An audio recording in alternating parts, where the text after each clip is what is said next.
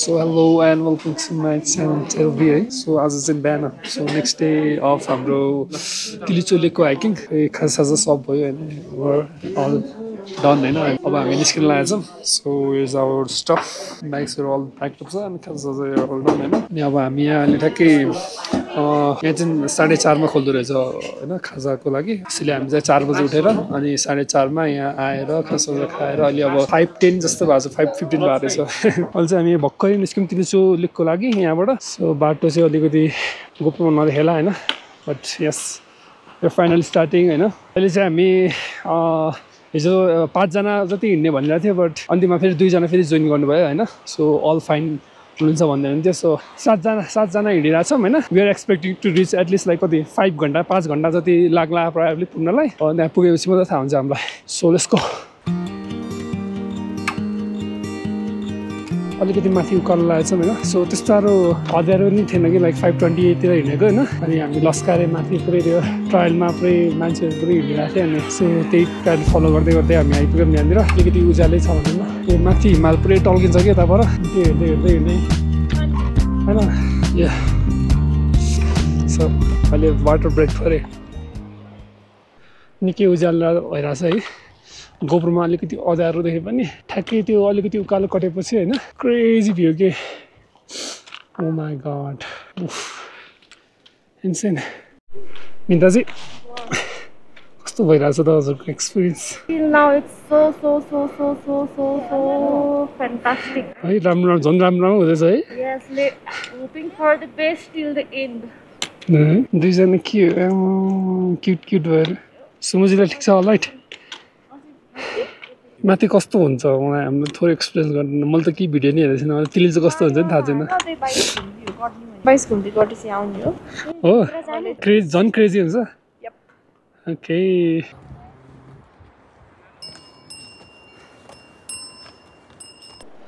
हामी त्यो अघि बसेको ठाउँबाट अलिकति अगाडि पुग्यौँ हैन अनि भ्युज इज असम एज अघि भने जस्तै मैले चाहिँ हैन घोडाहरू चाहिँ टन्नै लगेको देखेँ कि मैले हैन अलट अफ घोडाहरूले मान्छेहरू ओसारिरहेको थियो कि यहाँ पनि लगेर छ सो आई थिङ्क अहिलेसम्म त ठिकठाकै छ बाटोहरू हैन त्यस्तो गाह्रो भएको छैन तर माथि गएर अझै खतरा हुन्छ जस्तो लागेको छ मलाई वी हेभ टु सी अहिले फुल्ली त्यो साह्रो नहोस् त्यो ट्रायलहरू गरेको छु त्यस्तो साह्रो त हुँदैन होला मलाई or am I just being cocky हैन I guess we never know so but you are walking this path अहिलेको लागि चाहिँ खाजा खाँदै है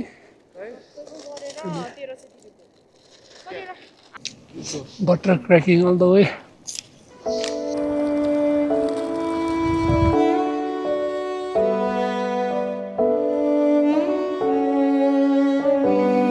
Crazy. Danger. Sunset भइरहेछ golden hours भन्छ कि blue hour भन्छ golden hour होला sunrise is the crazy देखिरहेछ वरिपरि है everything looks amazing.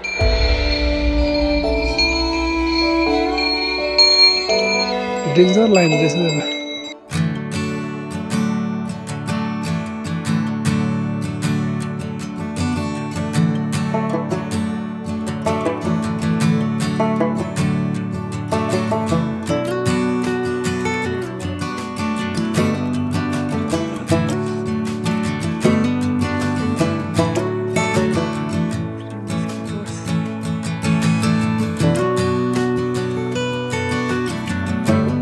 यहाँ हजुरकोमा ल्यान्डस्लाइड एरिया चाहिँ टन्नै रहेछ कि बोर्डहरू पनि ल्यान्डस्लाइड एरिया भनेर लाग्दैन अनि यस्तो खिचिरहेको थियो होइन 12 घुम्ती लेखेको होला भनेको त ल्यान्डस्लाइड एरिया कि चाहिँ अब 12 घुम्ती पुग्यो भन्दा पनि हुन्छ अलिकति अगाडिबाट सुरु हुन्छ 12 घुम्तीको ट्रायल चाहिँ 22 घुम्ती 12 घुम्ती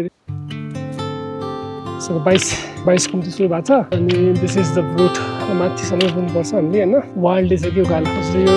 माथि यो साइडमा टुप्पादेखिमा चाहिँ नि त्यो टुप्पामा पुगेपछि मात्र पर्छ यो पाथ त्यस्तो उकालो त थिएन हैन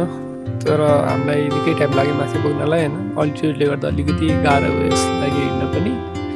अनि जस हामीले अक्सिजनहरू पुगेर आएको थियौँ अनि 2 जना भाइलाई चाहिँ लेक लागेको थियो अनि अक्सिजन दिँदै पानी सानी पिएर हाइड्रेट हुँदै हामी त्यहाँबाट त्यो उकालो जसो काट्यौँ ल सो हाम्रो बल्लले 22 घुम्ती कटाएछ तर आई डोन्ट थिङ्क यो 22 घुम्ते नै छ भनेर चाहिँ हैन इट्स लाइक अराउन्ड लाइक 10-12 जस्तो लाग्यो हैन एनीवे त्यस्तो गाह्रो चाहिँ छैन तपाईहरु अब ट्रेकिङ गरिराख्नु भएको छ भने यो लाइक हुन्छ नि यहाँको टिलिचोको डेडली यो उकालो नै हैन हजुरको त्यो अरु ट्रायलको नर्मल 5 जस्तै हुन्छ कि गोसाइँकुण्डको एउटा जुनै पनि उकालोसँग कम्पेयर गर्न सक्नुहुन्छ तर मेबी लाइक कसैलाई चाहिँ अल्टिट्युडले गर्दा अलिकति गाह्रो पार्छ त्यति नै हो क्रेजी त्यहाँबाट आएको हामी भ्यू पनि अक्खा छ है वरिपरि मेन कुरा चाहिँ मजाले खुलेको छ अनि यो साइडमा झन् आमामा full on blast so we did it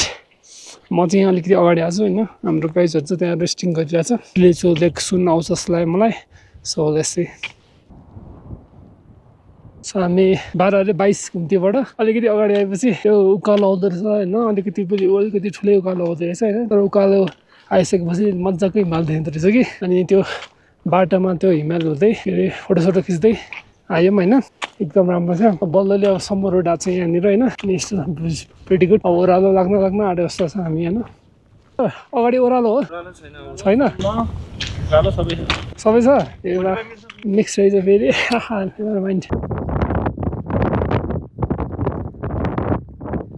so हामी अहिले यहाँ सम्म स्ट्रेसमा छौँ हैन अघि त्यहाँनिर खाजासाजा खायौँ हैन रेस्टहरू गऱ्यौँ अलिकति एनर्जाइज भएर सौसा खाएर हामी निस्किरहेको छौँ अनि यहाँ छेउमा एकजना दाइले चाहिँ त्यस्तै चाँडै हिँड्नुभयो भने यहाँबाट टिलिचो लेक 30 मिनटमा पुग्ने र अलिकति बिस्तारै हाम्रो पेसमा हिँड्नुभयो भने 40 मिनटमा पुग्ने भनेर भन्नुभएको छ अब त्यसै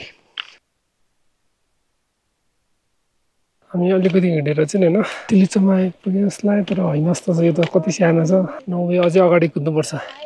more to go I guess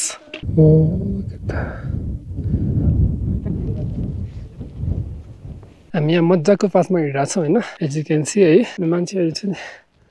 यो यिनीहरू लेक देखेर मान्छेहरू के भन्नु हामीहरू पनि झुकिरहेको थियो कि तर होइन रहेछ यो अझै अगाडि रहेछ है सो अब हामीले बल्दैले टी हाउस देखाएको छौँ हैन अगाडि आसम्म मुरी आयो अहिले पर त हैन हाम्रो पुन्सी त हिँड्ने अल्छी लाग्यो यस फुलपाल तान्तुन गरेर ल्यायो come on love can do this everything is very shiny this path एकदम राम्रो हैन वरिपरि पहाड अनि you can just go walk अलिकति अगाडि जान सक्नुहुन्छ अनि यु क्यान टच के त्यो पहाडको फेद के मैले चाहिँ चस्मा खोलेँ है चकिलो टिलिचोको भ्यू हेर्ने बेला यस्तो छ हाम्रो लभली आउँदैछ पछाडि but we are right now in Tilicho lake यहाँ रहेछ डिल जस्तो आउने होइन कभर अप गर्दो रहेछ अनि ठ्याक्क यो चढ्ने बित्तिकै you can see freaking Tilicho oh my we are here Tilicho oh my god colour त कस्तो हो सेक्सी ब्लू छ त क्रेजी बार्सा लाइफ रहेछ है लकदा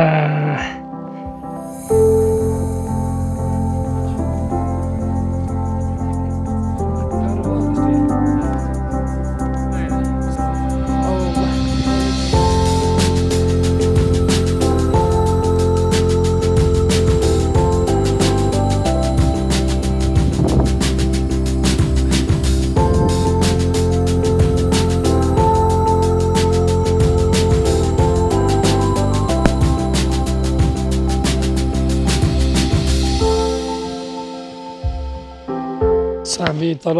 लेक बाटामा जाँदा यहाँ होइन सो खासै ठाउँ छैन जस्तो लाग्यो मलाई एउटा यस्तो रेलिङ लाग्छ होइन अनि एउटा भनेको तल एउटा पानी छुने ठाउँ छ अनि अर्को भनेको यता हिमाल छ होइन पर गएर यता हेर्न मिल्छ सो अहिलेको लागि चाहिँ हामी पानी थाप्नलाई भन्दा पनि अलिकति तलको हेर्नलाई जाँदैछौँ ती हो कि छैन so we are going towards that तलबाट झन् राम्रो देखिँदो रहेछ माथिबाट भन्दा पनि नट गन लाइक किनकि म अलिकति ओह्रालोमा त अलिकति परबाट यहाँसम्म त पुगेको छु होइन कस्तो सेक्सी देखिरहेको छ कि झन् तलबाट कस्तो क्रेजी देखेर तल पुगेपछि मात्रै थाहा हुन्छ ए त्यो यहाँ आइस के अरे स्नो त छेउछेउमै आएको रहेछ हिँड्ने पात त अलिकति आधी जति खाइरहेको रहेछ कि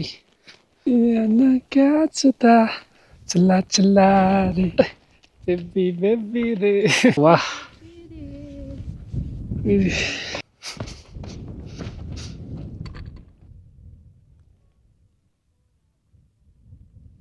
क्रेजी भएर चाहिँ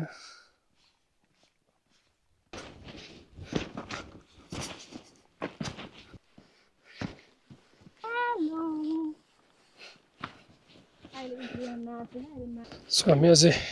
तल पुगेकै छैनौँ कि यहाँबाट कस्तो दामी आयो कि अझै यहाँ आएपछि यहाँ तल चाहिँ आउनै पर्छ कि लिटरली पानी छैन ठाउँमा होइन भ्यू ओभर क्रेजी छ यहाँ ओ माई गड